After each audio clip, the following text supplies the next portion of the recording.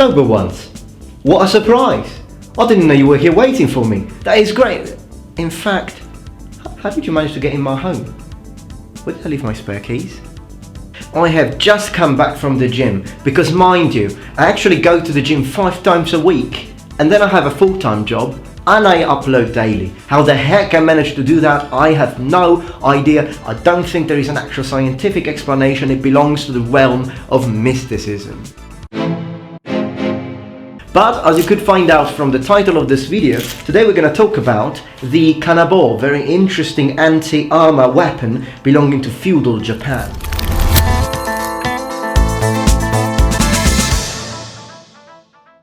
And as I said, the Kanabō was mostly an anti-armor weapon. We have a lot of possible versions, and as a matter of fact, we've got quite a few possible names.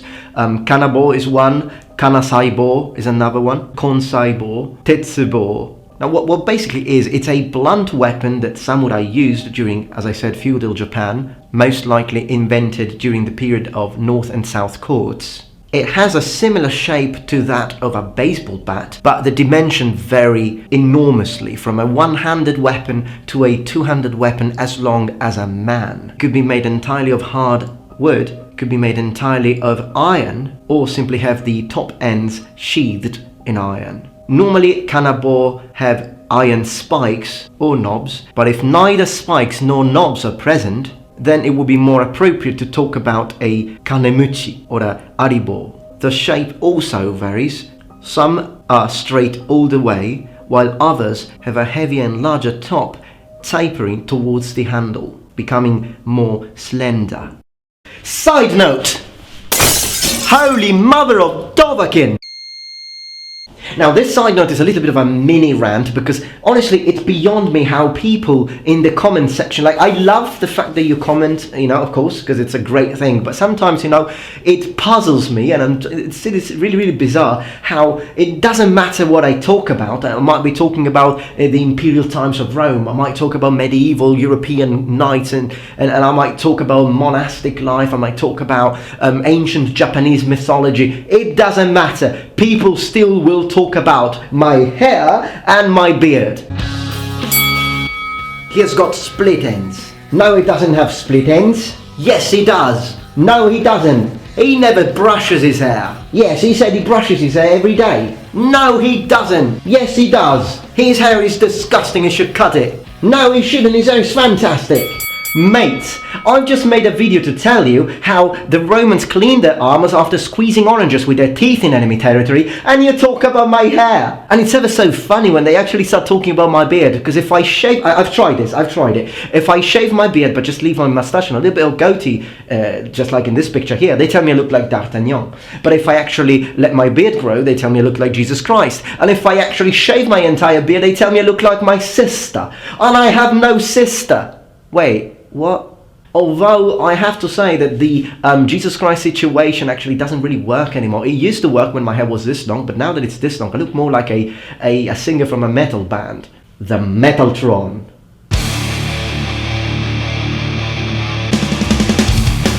My goodness, I've just felt the power of 100,000 face palms. I apologize profusely. That was a good expression. Now, when I say that Kanabō is an anti-armor weapon, for those of you who are already into medieval European weapons and armors, and you will recognize and you will know already that blunt weapons such as maces and warhammers perform incredibly well and exceptionally well against fully armored opponents. Now, of course, a knight in armor is not exactly the same as a samurai in full armor, but a lot of principles or similar principles will apply. So much so that if you are wielding a bladed weapon such as a katana or even the extremely long nodachi, you will not be effective against a person who is fully armored. Now, of course, there are several possible tactical choices against that, some of which are, just like in European Middle Ages, the idea of aiming the weak spots of armor, such as the armpit or, for example, sometimes the throat, depending on where it comes from or whether the opponent is actually wearing a mask or a yodarekake, the protection for the throat. in the case of Japanese armor, but that is definitely easier said than done. It's not easy to get to those weak spots of a person who has trained in armor his entire life and knows exactly about those weak spots, so he will protect them. You know, you will never have a fully trained samurai who has had experience in war and knows how to fight in armor, was trained for armored combat. You will never have one of those samurai actually do this and completely open basically one of the only weak spots, or if not the weakest spot of his armor. So this is why actually moving on to and choosing to wield blunt weapons will be a much better catch, even compared to polearms. Regardless of the fact that polearms tend to be the most effective weapon that you can use on the battlefield, still, if you're fighting against a fully armored opponent, a Kanabo could be a good choice in the case of Japanese warfare. Why? Because a blunt weapon with such a heavy mass towards the end will basically bypass the protection of the armor. It will impact against the armor, it might dent it, and it will transfer part of the force into you. So it could actually break bones, or it could stun you if someone hits you in the head full force with one of those. So what are some of the disadvantages of wielding such a weapon? Well, one of the disadvantages, of course, it is more difficult. Not only it's actually a clumsier weapon if compared to a sword or to a polearm. And by that I'd like to add, not completely clumsy. You don't have to imagine that you can't move on, you can't wield it properly. You can, and you can actually strike rather quickly with it. But it's actually more difficult to recover from a missed attack, a missed strike with it. And if that happens and the other person and your opponent has actually got a weapon that is more nimble, then you might get cut or you might get hurt. And this is actually why I believe that it would be a very effective weapon to use against a fully armored opponent, but it would not be a good choice or a good pick if you are facing an opponent who's not wearing armor.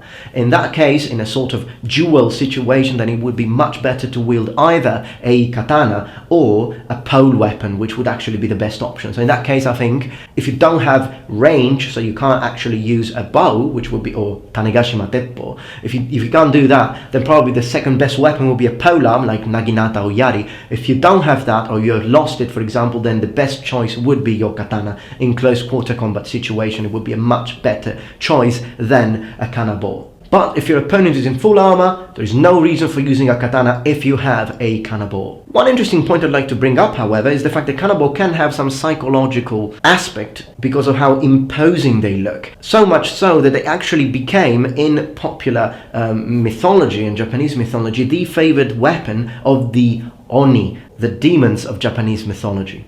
Cultural side note.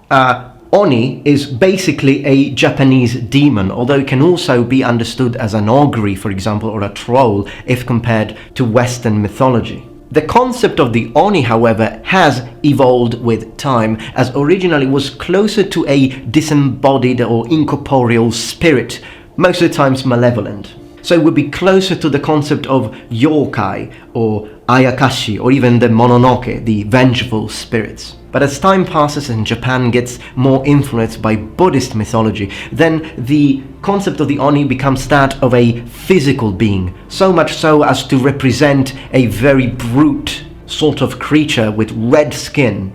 So, would a Kanabō be effective against European armor? Well, I think it would. I think because the basic principles are very similar to that of a warhammer. However, I think that a warhammer is indeed more effective than a Kanabō. Why? Because a warhammer condenses the entirety of the force in one small point.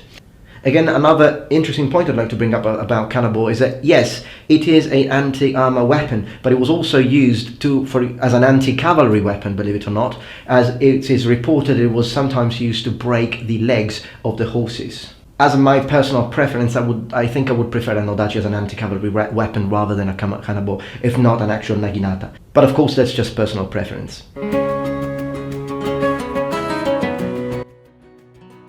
Alright then, I hope that you enjoyed this video. If you did, please remember thumbs up and subscribe to my channel for more content from the Metatron. So, what do you think about the Kanabō? Is it a weapon that you would like to have, and is it a weapon that you would like to see me wield? Because if so, and a lot of people actually tell me that, I could take it into consideration to acquire one. And remember, the Metatron has spread his wings. Goodbye.